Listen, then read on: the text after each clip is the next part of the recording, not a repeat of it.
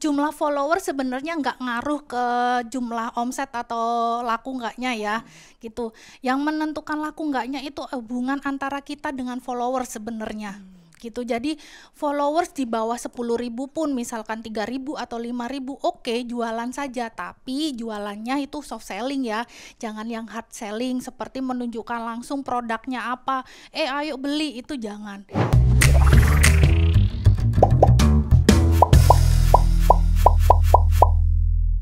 Welcome to Creatalk with Super Buddies. Nah, sebelum kita mulai podcast kita, mau ngingetin dulu, jangan lupa download aplikasi Badiku ya. Boleh di Play Store atau di App Store. Karena kalau kamu download aplikasi Badiku, kamu bisa mendapatkan informasi-informasi terpercaya dan gratis setiap harinya. Dan jangan lupa Roofers, buat kamu yang pengen denger ulang ini, rekaman ini atau audionya, bisa kamu denger juga di aplikasi Roof. Nah, kita udah kedatangan tamu dengan Mbak Hani. Yeay, ayo, mana tepuk tangannya?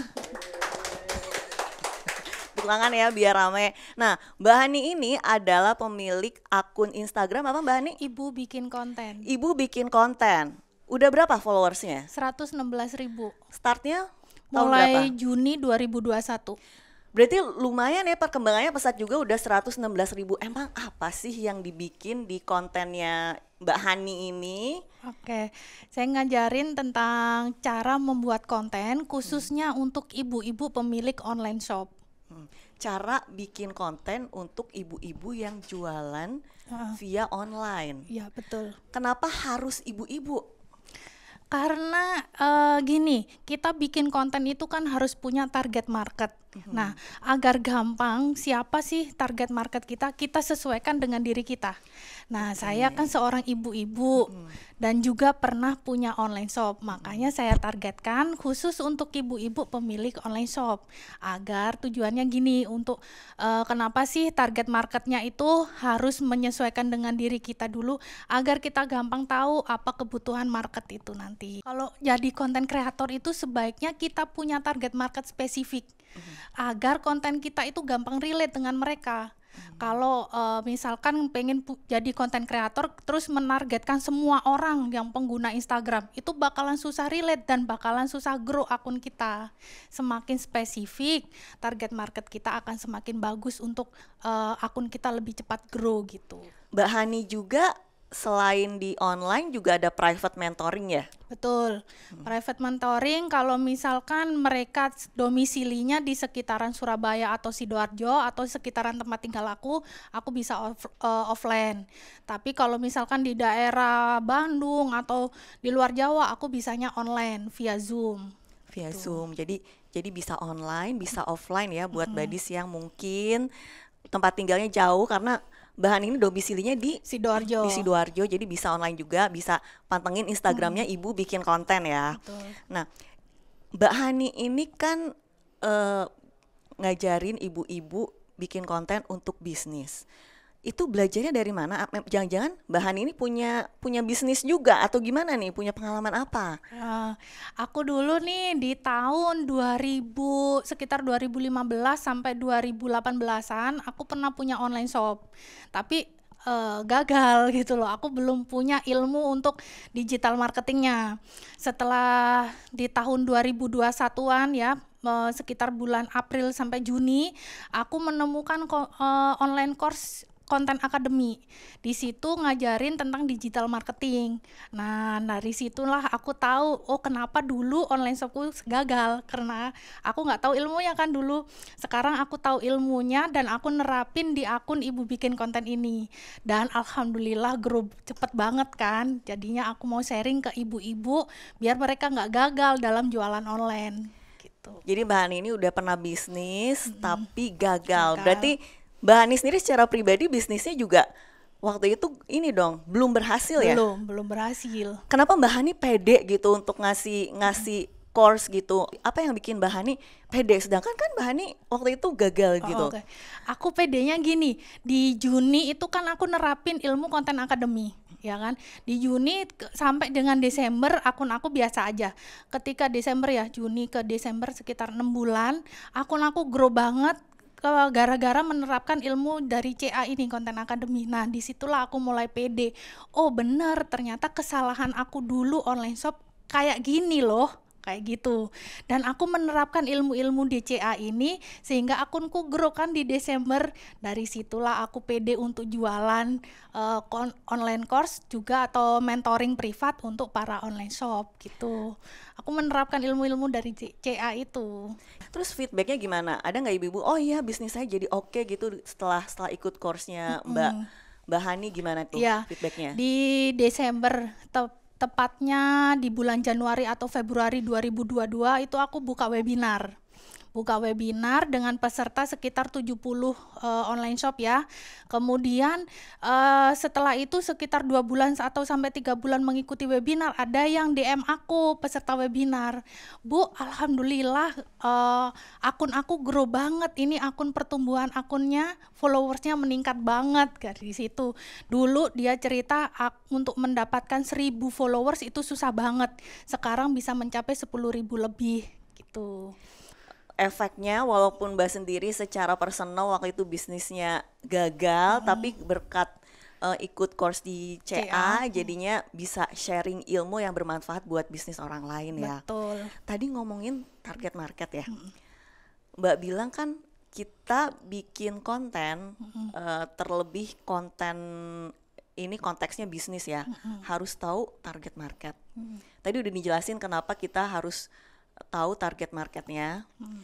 Katakanlah saya punya bisnis keripik pisang, terus saya harus nentuin pengen jualan online, harus nentuin target marketnya. Betul. Gimana tuh cara nentuin? Mungkin ibu-ibu atau badis di sini nentuin target market, pada yang bingung mungkin triknya gimana sih? Paling enak balik lagi siapa sih ownernya, kepribadian ownernya kayak gimana. Contohnya misalkan saya yang jualan keripik pisang, saya seorang ibu-ibu, jadi saya menargetkan dulu ibu-ibu kayak gitu. Saya juga seorang pekerja kan, ibu-ibu, bukan ibu rumah tangga pure istilahnya. Saya suka pekerja swasta gitu. Jadi saya menargetkan ibu-ibu yang bekerja gitu. Kemudian kalau enaknya produk makanan, targetkan dulu di sekitar lingkungan kita dulu. Kayak gitu, enaknya di situ. Kalau makanan jangan jauh-jauh kepengen merambah ke Jakarta, karena aku tinggal di Sidoarjo ya, aku mau merambah dulu ke Jakarta, ke Medan dan lain-lain. Jangan dulu, kita targetkan dulu orang-orang di sekitar Sidoarjo dan Surabaya dulu, kayak gitu. Walaupun bisnisnya sebenarnya online dan bisa menjangkau kota lain, tetap ditargetkan di sekitar dulu. Kalau kita sudah menjangkau semua ya, di sekitar kita sudah mayoritas kenal siapa kita, baru kita bisa merambah ke dunia daerah luar gitu. Paling enak di situ gitu. Jadi sesuaikan dulu dengan kepribadian kita, itu cara yang mudah untuk menentukan target market. Iya. Kenapa sih disesuaikan dengan diri kita? Agar kita itu tahu kebutuhan market itu apa gitu. Kalau seorang pekerja, apa kebutuhannya terhadap keripik pisang gitu. Misalnya nih dia di kantor lagi suntuk ya, mumet karena pekerjaan, enak nyemil keripik pisang gitu. Jadi tahu kan, kalau misalkan aku nargetin seorang ibu rumah tangga pure yang kerjanya sehari-hari di rumah, itu bakal susah. Kenapa? Karena aku nggak tahu ya situasi apa yang mereka alami sehingga membutuhkan keripik pisang itu gitu loh. Kalau aku pekerja kan aku tahu ya, ini lagi habis diomelin bos, pikiran suntuk, aduh nggak mungkin aku ngelihat kerjaan kan, aku enaknya ngemil keripik pisang dulu gitu. Kan kalau Mbak sendiri konteksnya untuk pebisnis yang jualan lewat media sosial. Di satu sisi juga yang namanya konten kreator kan pasti ngejar viewers, ngejar likes, ngejar jumlah followers, terus mereka juga pengen dagangannya laku. Sebenarnya yang duluan kita kejar apanya ya Mbak? Apa kita duluan ngejar jumlah followersnya, otomatis jualan kita jadi laku, atau kita yang penting laku dulu itu akan mempengaruhi jumlah followers, atau itu ada pengaruhnya nggak sih Mbak? Jumlah follower sebenarnya nggak ngaruh ke jumlah omset atau laku nggaknya ya gitu. Yang menentukan laku nggaknya itu hubungan antara kita dengan follower sebenarnya gitu. Jadi followers di bawah 10.000 pun, misalkan 3.000 atau 5.000, oke, jualan saja, tapi jualannya itu soft selling ya, jangan yang hard selling seperti menunjukkan langsung produknya apa, ayo beli, itu jangan. Terus kemudian dalam membuat konten kita juga harus menjalin hubungan dengan para followers.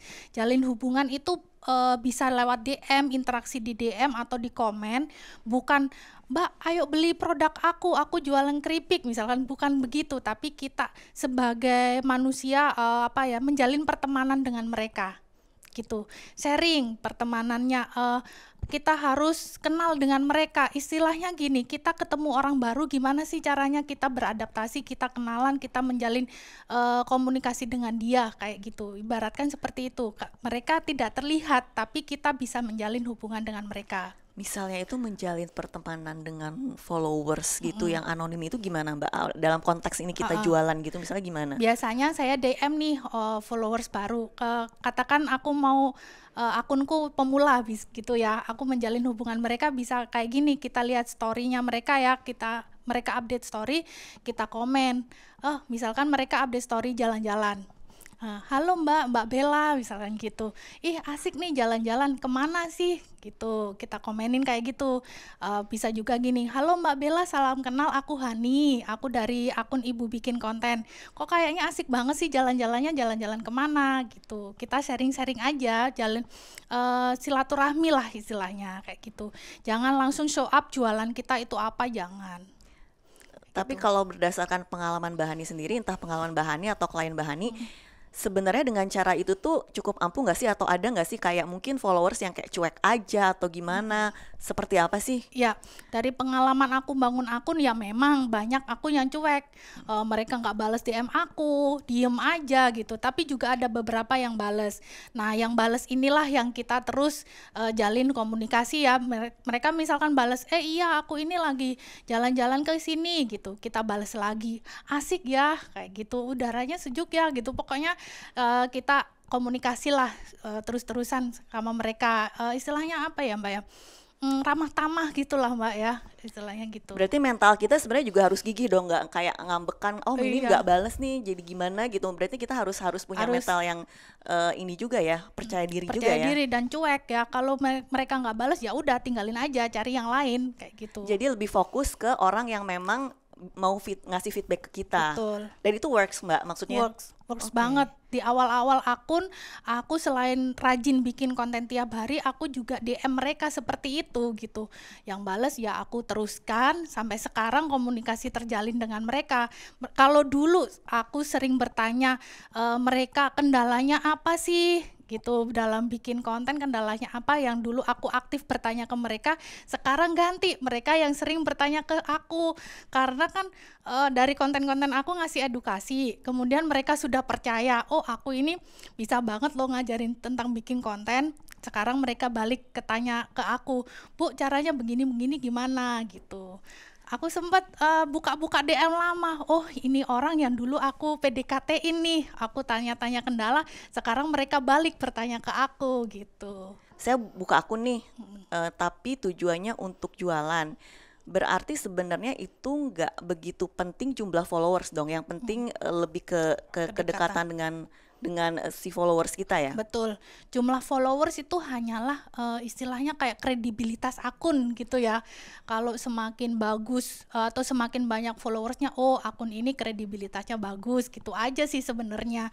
Meskipun jumlah followers kita banyak, tapi kalau kedekatan kita dengan para followers nggak ada, percuma, kita nggak bakal bisa jualan gitu. Jadi yang orang-orang followers Mbak yang akhirnya bisa menjalin hubungan silaturahmi dengan Mbak Hani ini, akhirnya itu jadi pelanggannya Mbak Hani juga. Betul, gitu. Atau dalam kata lain bukan pelanggan ya, mungkin kayak follower setia yang selalu update atau selalu nonton, nge-views atau nge-likes. Betul. Nge-likes postingannya Mbak Hani itu ya. Followers loyal lah istilahnya. Followers yang loyal itu gitu. Akun bisnis itu kan pastinya yang kita unggah adalah produk yang sama. Misalnya saya nih punya bisnis roti, saya punya akun media sosialnya, saya promosin lewat situ. kalau misalnya saya unggah tentang roti-roti terus kan pasti bosen ya. Sebenarnya gimana ya kita mengisi konten kita biar yang followers kita tuh nggak bosan, sedangkan kita kan akunnya jualan produk gitu. Ada triknya nggak sih Mbak? Kita mainin ke variasi konten. Meskipun jualan roti, tapi variasi konten itu banyak. Contohnya nih, kita bisa mengedukasi lewat cara pembuatan atau pemilihan tepung dan lain-lain ya.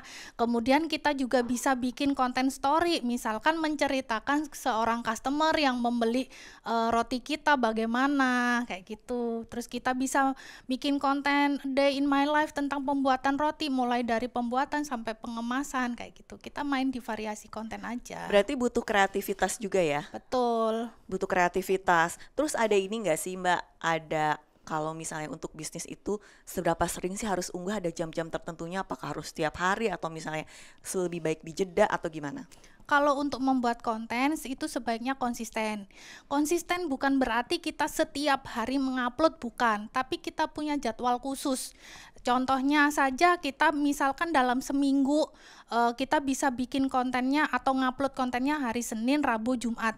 Nggak masalah, minggu depan juga diulangi Senin, Rabu, Jumat dan seterusnya, minggu-minggu berikutnya juga seperti itu. Istilahnya kita punya jadwal sendiri, itulah namanya konsisten ya. Bukan berarti konsisten itu harus tiap hari ngupload, bukan. Tapi kita harus memenuhi atau sesuai dengan jadwal yang kita buat itu tadi. Jadi harus disiplin sesuai jadwal yang kita buat. Kalau jam itu ada ininya nggak sih Mbak? Ada yang biasanya orang paling sering itu di jam berapa gitu? Jam itu juga gitu harus konsisten. Pertama memang kita belum tahu ya jam posting ideal akun kita itu kapan gitu. Karena setiap akun punya jadwal ideal untuk posting masing-masing. Caranya untuk tahu ideal atau enggaknya, saya biasanya testing di minggu pertama, misalkan minggu pertama saya upload di jam 11 siang. Aku catat tuh di note, jam 11 siang aku upload konten ini. Aku catat view-nya setelah 1 jam, 2 jam, dan berikutnya berapa. Oke, kalau sudah minggu berikutnya aku upload di jam 3 sore. Jam 3 sore juga begitu perlakuannya, aku catat di note, kemudian aku bandingin. Kemarin jam 11 siang minggu lalu, sekarang jam 3, bagaimana perkembangan view-nya, kayak gitu. Kemudian minggu ketiga juga gitu, saya testing di jam 7 malam misalkan, hasilnya gimana. Nah setelah 1 bulan kita evaluasi nih, jam berapa sih bagusnya tiap view ini perkembangannya, kan aku tahu dari hasil catatanku kan. Misalkan jam 3 sore nih ternyata view-nya paling bagus, aku upload lah di bulan ke depan konsisten di jam 3 sore. Jadi sebenarnya kalau untuk kita mau bikin konten kreator dan eksis itu memang gak main-main ya, prepare untuk itunya aja, untuk menentukan jam berapa harus posting itu prosesnya aja panjang ya. Betul, harus testing, harus trial and error, itu pasti gitu loh. Setiap perlakuan, setiap konten itu juga beda-beda. Kadang aku mau upload ini jenis storytelling gitu ya, juga di testing, works nggak sih storytelling ini untuk akun aku, kayak gitu. Kita harus berani trial and error, kemudian evaluasi hasilnya itu. Jadi jenis konten, kreativitas kontennya itu juga kita harus evaluasi dengan cara yang sama, dengan timingnya itu ya. Iya benar. Soal ini Mbak, soal seller, soal influencer. Saya pernah lihat di Instagramnya Mbak Hani kalau sebenarnya cara kita ngobrol, cara kita ngomong nih di video yang kita unggah sebagai seller dan influencer itu beda gitu. Itu bedanya apa sih Mbak? Kalau seller itu mindsetnya mindset jualan. Pasti dia itu nunjukin produk, kemudian ini istilahnya kita jualan gitu loh ya, istilahnya kamu harus beli produk aku gitu. Tapi kalau influencer lebih ke merekomendasikan. Mindset jualannya itu ntar dulu jualannya, yang penting aku bahasanya itu merekomendasikan. Ini loh barang-barang yang bagus, aku udah coba manfaatnya seperti ini gitu. Ini saya punya barangnya Mbak, coba peragain ya, seller sama influencer. Ini saya punya keripik ini ya Mbak ya, iya, kerupuk pedas. Terus Mbak sebagai seller atau influencer itu bedanya apa? Nanti coba dipraktekkan. Yang pertama seller. Biasanya aku pakai HP gini, apa ya? Ya apa biasanya? Gak apa-apa, lihat ke kamera aja kali ya. Ya apa Bes? Lebih baik. Oke. Oke. Pura-pura ya. Oke. Gini, biasanya nih contohnya, Iya. aku kalau sellernya aku cuman videoin gini doang kalau seller. Cukup. Ngomongnya apa? Mereka jarang ngomong karena itu tadi, mereka mindsetnya itu jualan. Mereka nggak kepengen ngelihatin siapa kita. Mereka fokus ke produknya. Diginiin aja, di shoot dari atas gini, kemudian ditulisin biasanya keripik keripik balado pedas gitu doang. Kayak gitu biasanya si seller hanya menunjukkan produknya saja gini. Tapi kalau influencer biasanya nih membuat sebuah acting. Boleh nggak sih acting berdiri terus duduk gitu, boleh nggak sih? Susah ya? Atau boleh atau gimana? Oke. Boleh. Mulai aja keripik ya. Oke, mulai ya. Nggak usah di shoot kemana-mana, kursinya aja. Oke. Wah, ada keripik nih. Keripik apaan ini? Enak banget. Renyah, pedas. Apaan sih ini? Oh, dari Jaya Raya. Enak banget ini keripiknya. Cobain dah kalau nggak percaya. Jadi itu cara influencer. Nah, tadi kan kita udah lihat cara seller dan cara influencer. Yang sebaiknya kita praktekkan untuk bikin konten kreator produk gitu, jualan produk yang mana? Yang paling enak itu cara influencer. Kenapa sih? Karena cara influencer itu kita mereview dan juga menampilkan sosok manusianya. Dari situlah kuncinya. Sosok manusianya itulah sehingga gampang dipercaya konten kita. Kalau cuma nunjukin dari video gini kan tanpa ada sosok manusia di situ. Gitu loh. Jadi lebih baik cara yang tadi yang kedua yang influencer. Karena ada sosok manusianya itu lebih menjual gampang, gitu ya Mbak. Lebih gampang dipercaya orang, dan lagi juga kan si influencer mencobanya gitu tadi loh. Jadi lebih terpercaya, lebih dipercaya dan mungkin juga lebih menarik juga ya Mbak ya. Sekarang Mbak pertanyaan terakhir nih. Jadi Mbak mungkin bisa ngasih tips ke Badis, ke kita semua. Kalau kita pengen jadi pebisnis yang menjual produknya di online, apa sih yang kita perlukan, tips-tipsnya? Apa butuh percaya diri, peralatan yang bagus, atau kedisiplinan, atau apa kalau kita pengen jadi pebisnis online kuncinya? Kalau kepengen jadi pebisnis online, pastinya kita harus konsisten pertama ya. Konsisten dari segi topik maupun dari segi waktu upload.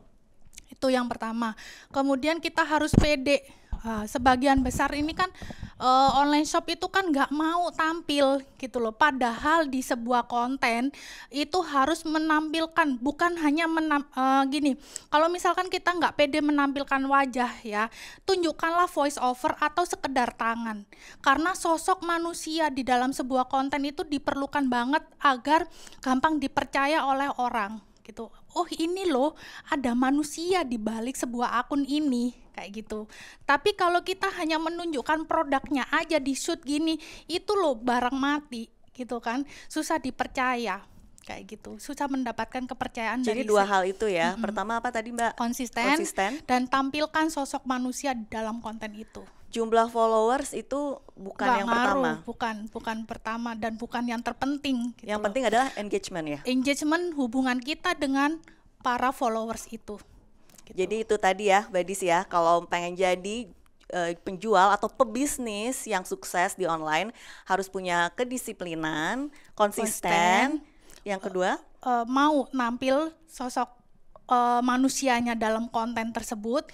Kalau misalkan nggak mau nampil muka, ya cukuplah tangan dan voice over kita gitu. Kemudian tadi yang ketiga, engagement ya Mbak? Ya, hubungannya dengan para followers. Terima kasih banyak Mbak Hani kehadirannya dan ilmunya juga buat Badis semua dan roofers di sini. Mudah-mudahan kontennya makin sukses, makin bisa menginspirasi. Terima kasih banyak. Sama-sama. Badis jangan lupa ya, download aplikasi Badiko di App Store atau Play Store karena kamu bisa dapetin informasi gratis tiap hari dan juga menarik. Dan jangan lupa obrolan kita ini bisa juga didengar di aplikasi Roofers. Dah.